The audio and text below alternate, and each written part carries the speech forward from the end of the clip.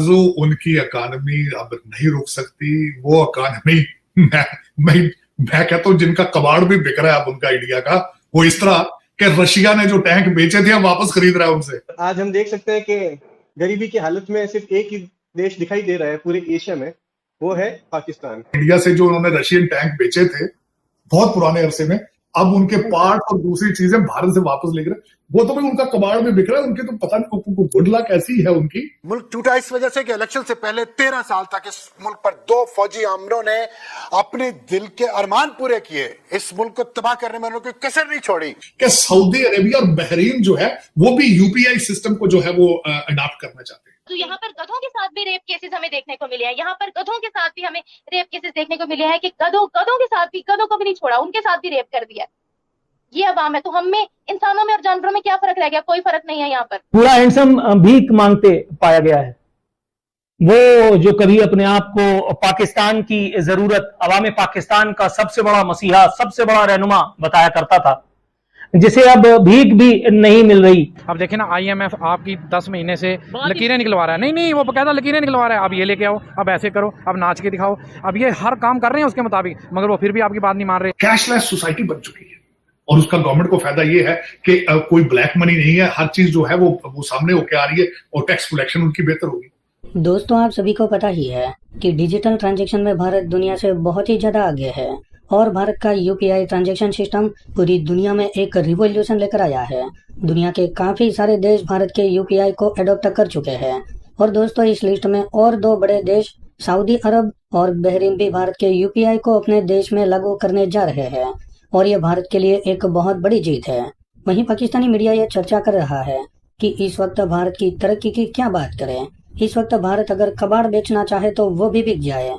तो चलिए दोस्तों, आगे इसी पर पाकिस्तानी मीडिया का रिएक्शन देखते हैं। पड़ोस की अगर हम फिर बात करें सर, हमारा ये हाल है कि हमारे लीडर उठ के कह रहे हैं कि जी कोई बड़ी बात नहीं, करप्शन ही तो की है, और दूसरी तरफ सर उनकी जो 3.75 ट्रिलियन पे जो है इकोनॉमी पहुंच चुकी है भारत की। आरजू उनकी इकॉनमी अब नहीं रुक सकती, वो इकॉनमी मैं कहता हूं जिनका कबाड़ भी बिक रहा है अब उनका इंडिया का, वो इस तरह कि रशिया ने जो टैंक बेचे थे हम वापस खरीद रहा है उनसे। बर्मा से और इंडिया से जो उन्होंने रशियन टैंक बेचे थे बहुत पुराने अरसे में, अब उनके पार्ट और दूसरी चीजें भारत से वापस लेकर, वो तो भाई उनका कबाड़ में बिक रहा है, उनके तो पता नहीं गुड लक ऐसी है उनकी, वो तो तरक्कियों में उनकी तरक्की तो रुके। मैं उससे बढ़ के आज सुबह की जो मेरी खबर थी वो यूपीआई के बारे में थी, जो उनका इलेक्ट्रॉनिक सिस्टम है कि सऊदी अरेबिया और बहरीन जो है वो भी यूपीआई सिस्टम को जो है वो अडॉप्ट करना चाहते हैं, जिसको यूनाइटेड पेमेंट इंटरफेस कहते हैं। मैं हैरान हूं उनका। और मेरा एक दोस्त है यहाँ पे अमेरिकन, रिसेंटली जर्नलिस्ट, वो आज से 1 महीना पहले भारत गया और भारत से वापस आके उसने अपना एक आर्टिकल लिखा, उसने जर्नलिस्ट ने, आप सरप्राइज, उसने कहा जी कि वहां हर ठेले वाले के पास भी बार कोड है उसका अपना मौजूद है।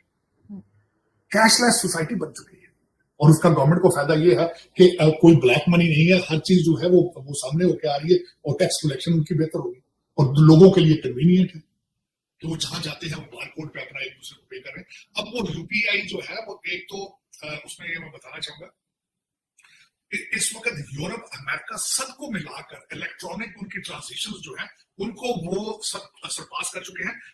यूपीआई ट्रांजेक्शन $1.5 ट्रिलियन ईयर उनकी ट्रांजेक्शन हो रही, तो अब कौन उनको मैच कर पाएगा? एक ऐसा कंट्री जिनकी आप बात कर रहे हैं, जो दुख में जिसपे बात पे होता है हमेशा, और मुझे कई लोग इस चीज को डिसएग्री करते हैं, लेकिन मैं इस चीज में बिलीव करता हूँ क्योंकि हम लोग एक ही, सोचें भी एक है, खाने भी एक है, कपड़े भी एक है, हर चीज है, डीएनए भी एक है, जो मर्जी आप कर लीजिए, जो मर्जी आप। मैं कल परसों एक आर्टिकल पढ़ रहा था गांधी जी के बारे में, तो गांधी जी ने एक दफा, मैं देखें कई लोगों को भारत में ये नहीं आजकल, लेकिन मैं हम very inspired by the Gandhi, very much inspired. मैं उनके हमेशा, मुझसे कई दफा पूछा गया कि who is your favourite leader in सब कॉन्टिनेंट, तो मैं हमेशा गांधी जी का नाम लेता था, इलामा इकबाल का नाम लेता था, और उसमें उसकी कई वजूहात है। एक बहुत बड़ी डिबेट है गांधी जी के बारे में, क्योंकि मैंने पढ़ा उनके बारे में बहुत है। तो वो कहते थे हम सदियों से इकट्ठे रह रहे हैं, सदियों से इकट्ठे रह रहे हैं, हम मेरे मजीद आगे रह सकते हैं, इसमें कोई शक नहीं।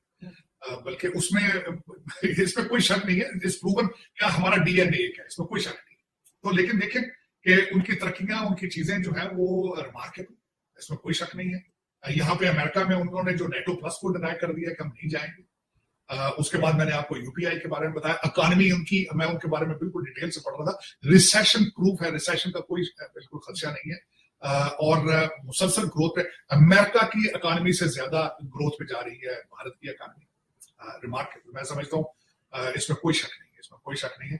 और वो कहते हैं ना कि more power to them, more power to them. मैं बिल्कुल इस बात पे मैं यही समझता हूँ कि चलें तरक्की करेंगे, शायद कभी पाकिस्तान भी कुछ लर्न करे उसे। पाकिस्तान के बिजनेसमैन, बिजनेस टाइकून भी ये बात करते नजर आ रहे हैं। मियां मंशा, जिन्हें सोशल मीडिया पर या अक्सर हम देखते हैं कि पाकिस्तान का अंबानी कहा जाता है, उन्होंने ये स्टेटमेंट दी है, पाकिस्तान गवर्नमेंट को सजेस्ट किया है कि हमें इंडिया के साथ रिलेशन बेहतर करने चाहिए। साथ उन्होंने एक और स्टेटमेंट दिया कि 1947 में इंडिया पाकिस्तान ने इकट्ठे सफर स्टार्ट किया, इकट्ठे आजादी ली, लेकिन आज दोनों बहुत मुख्तलिफ डायरेक्शन पे हैं इकोनॉमी को लेकर। इसी वाले से पाकिस्तानी पब्लिक से बात करेंगे कि पाकिस्तान के बिजनेसमैन में और इंडिया के बिजनेसमैन की सोच में क्या फर्क है। क्या पाकिस्तान के बिजनेसमैन अब जिस तरीके से इंडिया के साथ रिलेशन बेहतर करने की बात कर रहे हैं, ये पाकिस्तान गवर्नमेंट को बात समझ आएगी कि आने वाले टाइम में ट्रेड होगी या नहीं होगी? मेरा अपना पॉइंट ऑफ व्यू है, मैं उनकी स्टेटमेंट से बिल्कुल डिसएग्री करता हूँ। इन लोगों को, ये जितने भी बड़े बिजनेस टाइकून है पाकिस्तान के अंदर, जब से पाकिस्तान बना है, इन्होंने सिर्फ अपने मफादात देखे हैं। इन्होंने आम आदमी का नहीं सोचा, इन्होंने मिडिल क्लास का नहीं सोचा। इन्होंने हर गवर्नमेंट के साथ जाके, हर गवर्नमेंट के साथ मिलके इस मुल्क की आवाम को ही लुटाया। इन्होंने अपने मफादात देखे। और बाकी रही बात, ये जो सजेशन दे रहे हैं कि इंडिया पाकिस्तान को ट्रेड होनी चाहिए, ऐसा होना चाहिए, वैसा होना चाहिए, और जो पाकिस्तान है पीछे रह गया, हालांकि दोनों ने एक ही साथ सफर शुरू किया था।